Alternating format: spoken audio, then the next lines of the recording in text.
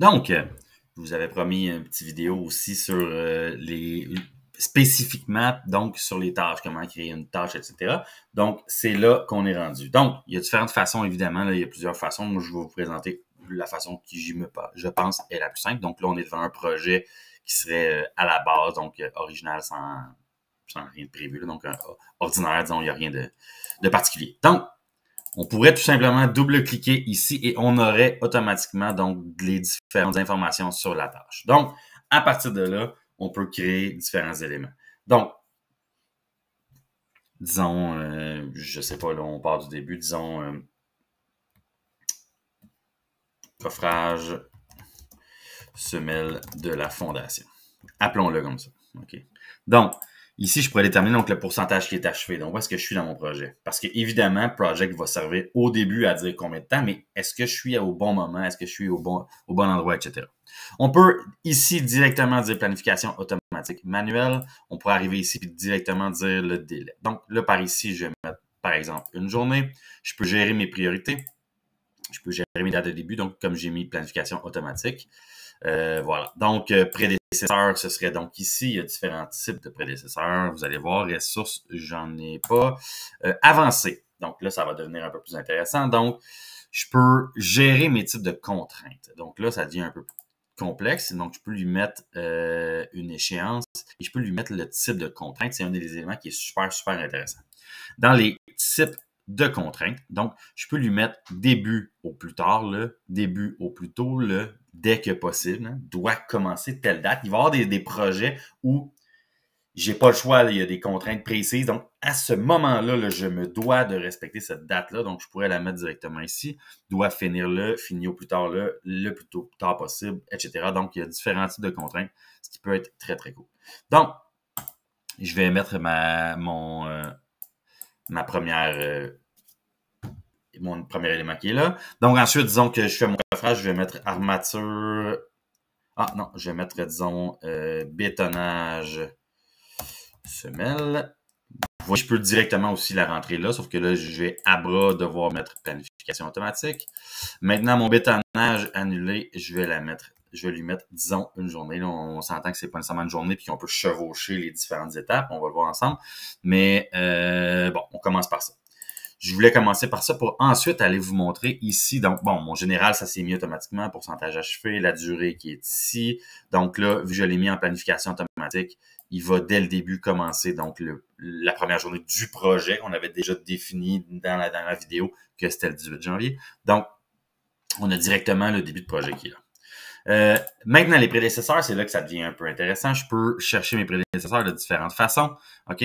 Le plus simple, je pense, c'est d'y aller avec les petits numéros qui sont là. Donc, quand vous en avez plusieurs, vous allez voir, ça pourrait très bien être le 44, par exemple.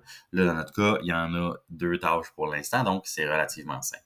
Donc, mon bétonnage de semelle, est-ce que je le fais, son prédécesseur, ça va être coffrage de semelle. OK? Ça va jusque-là.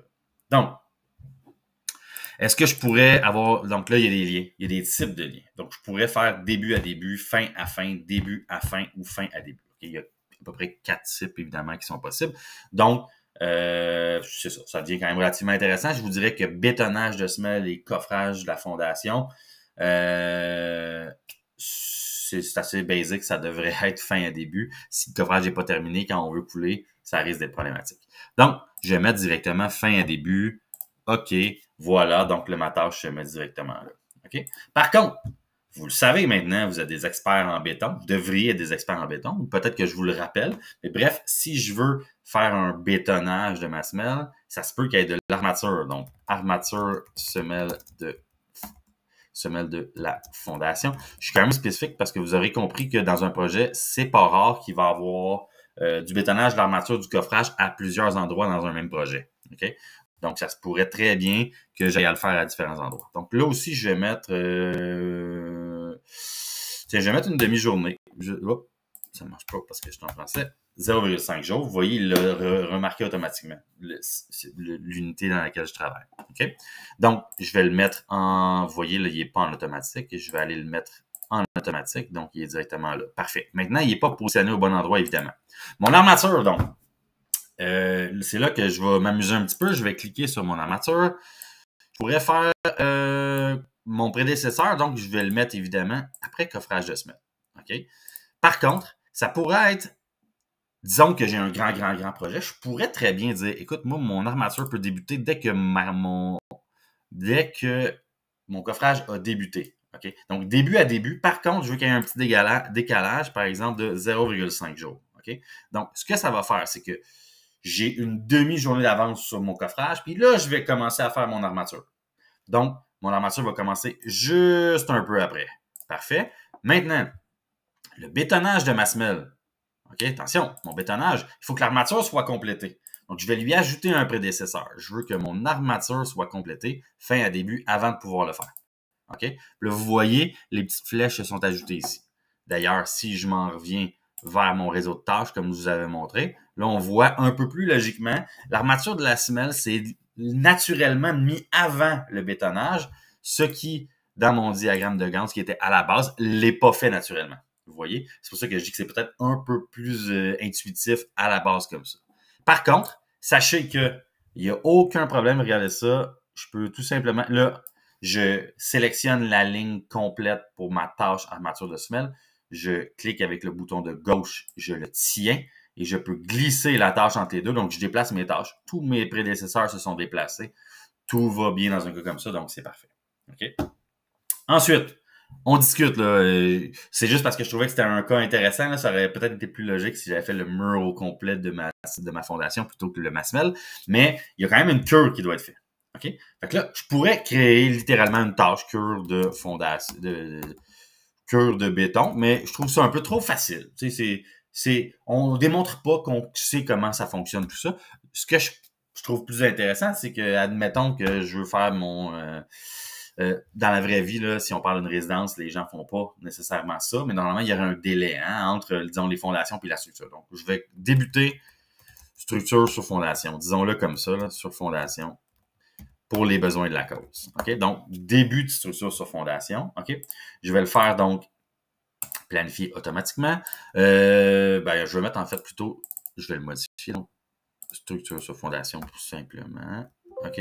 Structure... j'aime pas ça. Excusez, j'aime pas la façon dont je le formule. Donc, structure du RDC, du rez-de-chaussée. Ça va bien, hein? Vous voyez qu'on peut facilement changer quand on veut aller un peu trop vite. C'est pas un problème. Donc, structure du rez-de-chaussée. Disons que je vais lui mettre 4 jours. OK? Maintenant, évidemment, il faut que mes coffrages soient faits. Évidemment, il faut que mon armature soit faite. Mais évidemment, le plus important, c'est le bétonnage de ma semelle. Donc, je m'en viens ici. Bétonnage de semelle, c'est ma tâche numéro 3. Donc, j'ai simplement indiqué 3 ici. Donc, ça se met automatiquement. Par contre, maintenant, je veux une cure. Donc, je veux une cure de, disons, normalement, ce serait 7 jours que je pourrais vouloir. Évidemment, il y a des week-ends. Donc, si je mets 5 jours, normalement, je vais avoir mon fameux 7 jours. Je vais l'obtenir directement. Donc, vous voyez, automatiquement, en fait, je me retrouve avec 9 jours. OK? Je prendrai pas la chance parce que là, évidemment, on peut facilement arriver ici puis dire... Fait que là, on regarde ça, disons qu'on est comme ça. Là, vous parlez avec quelqu'un au chantier puis il vous dit, bon, ben écoute, finalement, c'est pas jeudi qu'on va commencer, c'est lundi qu'on va commencer le tout. Donc, on peut facilement aller définir. Vous voyez ici que la petite contrainte qui a été mise la date, donc on voit automatiquement qu'elle est sur cette tâche-là. OK? Je sais pas s'il y en a qui ont bien vu, là. Donc, je peux directement aller ici. Puis lui, là, je rechange tout ce qui est lié avec elle. Comme on est en planification automatique, tout ce qui est là va directement se lier avec ça. OK? Honnêtement, je pense que j'en ai dit déjà suffisamment pour cette vidéo-là sur les tâches. Après ça, ça va être à vous de faire des petits exercices pour vous habituer. C'est relativement simple. Comme je vous disais, amusez-vous, faites-vous quelques petits tests. On va faire des exercices amplement dans le cours. Donc, c'est à ça que ça servait cette vidéo-là. C'est donc vous familiariser à les tâches, comment ça fonctionne, si vous voulez revenir et tout. Mais amusez-vous, c'est relativement simple. Vous devriez le savoir assez facilement. Merci.